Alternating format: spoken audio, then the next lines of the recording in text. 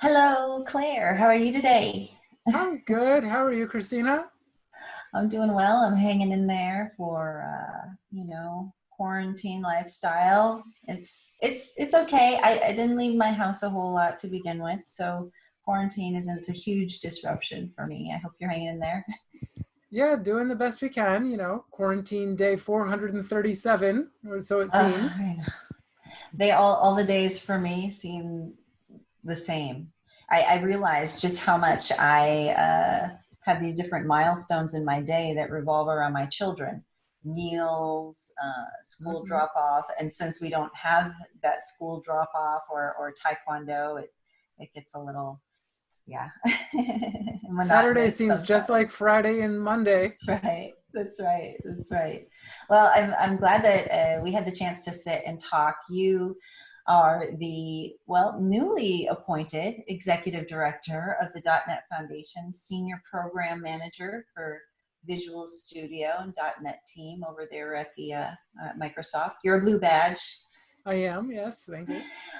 Claire, I'm really excited to sit and talk with you specifically today about the Dev Around the Sun event that we're working on together. And, this thing just kind of came together as its own kind of animal, didn't it? Yeah, it's coming together at lightning speed. I know I can be ambitious and, trying to shoot for the moon and, you know, thankful to be surrounded and have a great team of folks that are able to come together and make this a reality. It's really cool. It's really cool. I'm one of the organizers. I jumped on the team a little bit later, and you had already gathered some pretty cool superstars. I was there in that first Meta conference meeting where it originally was born, and I wanted to talk to you today so you could share that story because it's so cool just to watch how when you get a bunch of people who are impassioned about what they do and they want to give back, you can really make a difference. And this event is happening May 12th as a result. And why don't you tell us a little bit about the backstory and about what Meta Conference is and how this idea came about? Sure. So Meta Conference is an annual conference for organizers. It's a place where folks that organize developer conferences for audiences across the different technology spaces come together to discuss ideas, what works and what doesn't, how we can do things better, how call for papers work, how grading and attendees and session feedback works. So it's really a place where the organizers can really brainstorm amongst other fellow organizers to exchange ideas to come up with some really good events, hopefully. Oh, well, I enjoy it. I've been to a couple of the Meta conference events here and there, and it's always fun to get people together, like-minded people sharing ideas and resources for sure. Yeah, this was Cool. my first So, Meta conference, and I was thrilled oh, to it be was, a yeah, part of it, and definitely yeah. excited to be included in such a amazing group of folks who really are putting together the events that many of us have attended in the past. So Yeah, and Jeff Strauss and John Mills, they're the originators of that. And I know that this year, of course, it usually happens at the Microsoft MVP Summit. Since the summit was canceled, Meta Conference was virtual this year. And we were sitting around talking how can we, well, does it make sense to move conferences virtually? Does it make sense to postpone? These are serious questions. A lot of conferences have had already paid their mhm. deposits for reserving things. A lot of discussions were happening, and what was the motivation for Dev Around the Sun, having something like Dev Around the Sun with a fundraiser? How did that come about? So yeah, we were discussing events, and if we make things virtual, really the question came to what sets our events apart. Mm. for most of us, most of the organizers, the events have been physical, and there's different aspects to it. There's the local community, whether it's KCDC or whether it's the water slides over at that conference or Tech Bash. You know, there's different themes to many of these conferences, and it really sets them apart. When you take that and just try and make an online event, there's a real question that we need to ask ourselves around, why are we doing this? Is it Mm. for teaching? Is it for a social engagement? I mean, virtual events can tend to be, or may often be, just very, generic. Is it Uh, just a bunch of folks like standing up there and lecturing for right. 45 minutes to an hour? Or where's the fun? Where's the people Yeah. aspect of many of these? Yeah, and that connection, I'm a speaker, and I love the live audience, the warm bodies. um, it can be really electric sometimes in the room, if the energy is right. And so it makes sense, to have these kinds of questions and these kind of discussions, though, if some conferences are going virtual. And we've seen, a wide range of how all conferences are handling. Um, but but I think putting together something like this, where it's called Dev Around the Sun, it's a 24-hour event. Mm-hmm. It's a fundraiser that we're doing on May 12th. What was the original inspiration, that this is modeled after? Because this is a developer virtual conference. The talks are going to be a little different, though, too, from what I understand. We've kind of been talking about not so heavy deep dive tech talks, right? This is more of an upbeat kind of approachable talk that we're going to see in the virtual conference. Yeah, so when we were discussing the motivation around why someone wants to host or attend a virtual conference, one of the discussion points came to, is this a community event? Is this a free event? Is it a commercial conference that is trying to sell tickets and registration? And it occurred to me that a pretty good motivation would be a fundraiser. This is something we can do. And, we have all these folks, the organizers here, from different backgrounds, from different technology areas, but we share a passion for organizing, for putting on events. And we can, if we're looking to say, in this global crisis, what can we do? It really occurred to me that what we can do, something that directly leverages the skills we have, is put on an event like this. And it occurred to me that an event, in the spirit of Live Aid, or, a Jerry Lewis telethon, and I know I'm dating myself there. Oh no, I was there. I remember. Pick up the phones now. I used to wait for the little in between the performances moments. Those were always fun. You always wonder who's going to come up and talk now, or do a little tap dance, or give away things, right? That I used to love those. And Live Aid, I mean, it's funny. The reason that was in my head was on the way back from the last bunch of European conferences I was at last year. I actually watched that movie, the Freddie Mercury's movie. And they covered, towards the end of that, his participation in Live Aid. And that's where that scene stuck in my head, because I guess it was related to conferences and the travel that we're all busy not doing right now. So I was thinking, well, we have rock stars in our community. Some of us play music, some of us don't, but some of us are speakers. But we can get folks together and do a unity event to come together as a developer audience and really try and raise money, in this case for direct relief, to try and get funds to the folks that need it most, that needs the medical equipment, the supplies, and to help folks get back on their feet after this devastating event. And you mentioned direct relief, Claire, as the supporting nonprofit that this fundraiser is going to support. And I know that all of the funds are going to go directly to them, right? So there isn't any kind of, they're operating as a absolute pass through. We have a registered fundraiser number through their organization.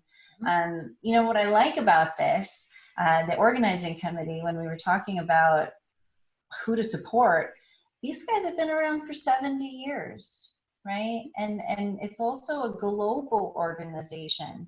I think, was it over 80 countries? Yeah, I think so. Yeah. I So think we they're in were over 80 looking for, countries. we were looking for an organization that was truly global in nature and established, because Uh-huh. we wanted this to be a truly global event, and we wanted to make sure that the funds were going towards specifically for COVID-19 purposes and Right. relief. So Yeah. it was, when we were looking through the various options, direct relief stuck out at us as one that met our criteria and would do a lot of good in the community where it needs it most right now. Well, I love also that they have, like you said, they have a COVID-19 emergency fund that's designated, and all of what they do is they bring medical equipment to the caretakers right there on the front lines.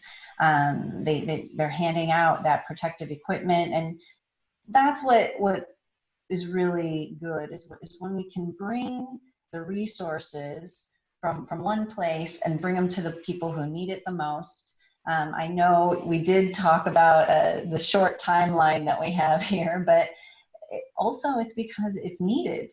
Right. So putting together a virtual fundraiser that's 24 hours long, it seems sometimes people think, oh, well, it's online. Well, no, you still got to get all the speakers. You still got to set up all of the stuff, make sure the technical connections and the communication, because we're going to be live streaming through Twitch, live stream through YouTube. So all of that has to be set up. Really, we're putting together a global virtual conference in just 6 weeks. It's pretty Yeah, no, amazing, it but was definitely an it's because the ambitious need is timeline. there. Yeah. The need is there, and I think that Direct Relief is a great organization to support, because, like I said, they're bringing that equipment right there on the front lines right now. Yeah. You know, Claire, with a lot of, I know you already worked from home, right? You already were working remotely, but what are some things that you're seeing that are a little different in your work culture as we're all sitting here in quarantine? Are there things that you notice in communication? Are there things that you notice in workflow? What are some things that are changes for you? So things are a little different, and I've worked from home for coming up on, or maybe over 10 years now. Oh yeah. And let me be the first one, or one of many people, to say this is not normal working from home. This is no means, we're working, or we're trying to work, but this is not normal circumstances. We're all going through a lot. There's a lot of stress out there, and that's has affected the way our day-to-day operates. I've noticed that we tend to ask ourselves, a lot of the meetings will start Mm. with a check-in. Hey, how are you? How are Oh, you holding up? Uh, yes. and we're all coming from, I work on a distributed remote team, and so we're all in different cities. So we're checking in Mm. on, how are things in Portland? How are things in New Right. York? How are things in Yes. Seattle? How are things in, upstate New York, or in Philly, wherever our team members are? Because every city is going through it a bit differently. And Yeah. it's, we're all very hyper concerned about, we look out the window and say, hey, what's going on here?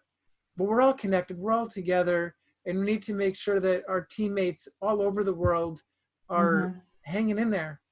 Yeah. Yeah. I agree. You know, I sign off on emails with stay safe, hope you're healthy. You know, I didn't used to say that before. Before it was things like have a nice day or cheers, you know, and I'll see you next time. And now it seems so much of it is that caring part of are you safe? Are you healthy? Yeah. Yeah. I always Or wonder even if how can I help? the Spock got it right? Live long and prosper Oh, right. may be the right salute, so you don't have to touch anyone's hand. No handshaking.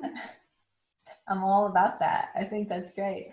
What are some things that you hope people will take out of quarantine? So after quarantine is over, I know that our lives are disrupted right now, but we are having to kind of change our behaviors in certain ways. We're having to communicate a little better or a little differently. We're having to maybe change the workflow, the process, how we deliver things, how we deliver feedback, how we receive feedback.